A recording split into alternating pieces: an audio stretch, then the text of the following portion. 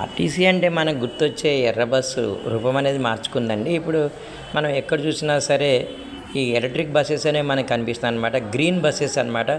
Green electric అని చెప్పి వీటికి కూడా మహాలక్ష్మి పథకం అనేది వర్తిస్తుంది. అంటే మహిళలు ఉచితంగానే ప్రయాణం చేయొచ్చు అనమాట. బస్సు చాలా బాగుందండి. చాలా కంఫర్ట్ అనేది ఉంది. కాకపోతే ఏంటంటే కొంచెం మోకాలు నొప్పి ఉన్న వాళ్ళు పైకి వెళ్ళి కూర్చోవడం అనేది కష్టం అయితే కావచ్చు. కానీ మనకు ఆర్టీసీ అంటే ఎర్ర బస్సు కదండి. స్లోగా ఎర్ర బస్సు ఏమన్నా కనుమరుగైపోతుందా అనే భయం అయితే మనకు ఉందండి. కానీ ఆర్టీసీ వారు ఈ ఎర్ర బస్సును అలాగే కొనసాగించాలని చెప్పి మనమైతే కోరుకుందామండి. ఏదైనా చెప్పాలి, జై హో ఆర్టీసీ. హైదరాబాద్ నగరంలో మనకి ఎల్బీ నగర్ దగ్గర నుంచి చాలా ప్రాంతాలకు మెట్రో కనెక్టివిటీ అనేది ఉందండి. ఇక్కడ నుంచి మనకి అమీర్పేట కావచ్చు, కుకట్పల్లి కావచ్చు, పటాన్చేరి వరకు కూడా వెళ్ళొచ్చు. అలాగే బేగంపేట కూడా వెళ్ళడానికి ఇక్కడ నుంచి మనకి ఛాయిస్ అనేది ఉందన్నమాట. ఈ ఎల్బీ నగర్ ఒకటి, నాగోల్, ఇవన్నీ కూడా ఉప్పల్, ఇవన్నీ కూడా చాలా రద్దీ ప్రదేశాలు అయిపోయినాయి. ఇటీవలే ప్రభుత్వం ఈ మెట్రోని హైత్ నగర్ వరకు విస్తరించడానికి, అలాగే అటు శంషాబాద్ ఎయిర్పోర్ట్ వరకు విస్తరించడానికి కూడా నిర్ణయం అనేది తీసుకుందన్నమాట.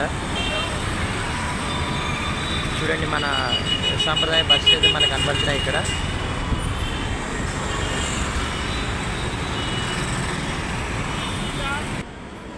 హైదరాబాద్ నగరం నిత్యం రద్దీగా మారిపోతుందండి. వివిధ ప్రాంతాల నుంచి, వివిధ రాష్ట్రాల నుంచి ఎంతోమంది హైదరాబాద్ రావడం అనేది మనం చూస్తున్నాం అనమాట.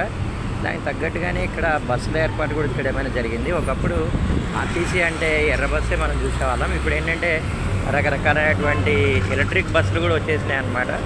ఇది ప్రతిష్టాత్మకమైనటువంటి ఎల్బీ నగర్ సర్వీస్ అనమాట. ఒకప్పుడు ఇక్కడ సిగ్నల్స్ అనేవి ఉండేవి. సిగ్నల్ దగ్గర కానీ లైట్ పడ్డట్టయితే ట్రాఫిక్ క్లియర్ కావడానికి చాలా టైం అనేది పట్టేది. కానీ ఇప్పుడు మనం చూసినాం కానీ ఫ్లైఓవర్స్ ఇవి వేయడం ద్వారా ట్రాఫిక్ నియంత్రించడం అనేది జరిగింది. అలాగే యూటర్న్ అనేది పెట్టారనమాట. అంటే ఇప్పుడు సిగ్నల్ ఉండదు, యూటర్న్ అనేది ఉంటుంది. అలాగే ఈ ఫ్లైఓవర్ గోడల మీద కూడా చక్కటి బొమ్మలు వేయడం అనేది జరిగింది. సో ఎలక్ట్రిక్ బస్సుల గురించి చెప్తున్నాం కదంటే అది చాలా కంఫర్ట్గానే ఉంది. కాకపోతే ఏంటంటే కొంచెం మోకాలు నొప్పి ఉన్న వాళ్ళకి మాత్రం ఇబ్బందికరంగానే ఉందన్నమాట. మహాలక్ష్మి పథకం అనేది దానికి కూడా అమలు కావడం అనేది జరుగుతుంది.